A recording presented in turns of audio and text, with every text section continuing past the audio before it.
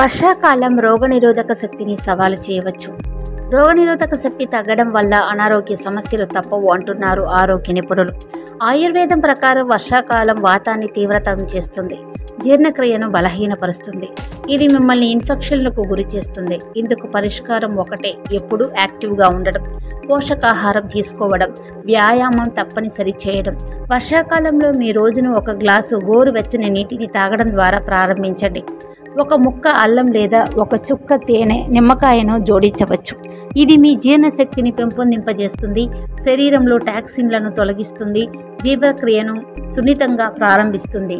కాలక్రమేణా ఇది ప్రేగు కదలికలను నియంత్రించడంలో సహాయపడుతుంది, అంతర్గత రోగనిరోధక శక్తిని పెంచుతుంది. ఆపై ఒక చెంచా నువ్వులు లేదా కొబ్బరి నూనె తీసుకొని 5 నుంచి 10 నిమిషాలు మీ నోటిని పుక్కిలించండి. ఇది నోటి పరిశుభ్రతను బలోపేతం చేస్తుంది, గొంతు ఇన్ఫెక్షన్లను నివారిస్తుంది, సూక్ష్మజీవులను నశింపజేస్తుంది, అలాగే రోగ నిరోధక పనితీరుకు సహాయపడుతుంది. ఇకపోతే మీ శ్వాస శక్తివంతమైన రోగనిరోధక శక్తికి మంచి మూలం. నాడీ వ్యవస్థను సమతుల్యం చేయడానికి, ఆక్సిజన్ను మెరుగుపరచడానికి, శరీరంలో వేడిని తగ్గించడానికి బ్రీతింగ్ ఎక్సర్సైజులు సహాయపడతాయి. అంతేకాకుండా అవి ప్రశాంతతను కలిగిస్తాయి, ముఖ్యంగా మిమ్మల్ని చురుకుగా ఉంచుతాయి.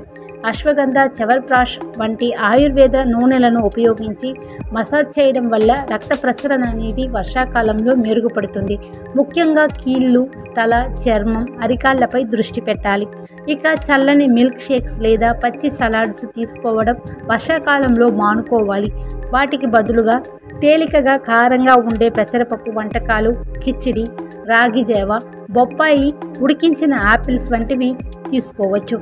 వేడిగా ఉన్న ఆహారాలు జీర్ణక్రియను మెరుగుపరుస్తాయి.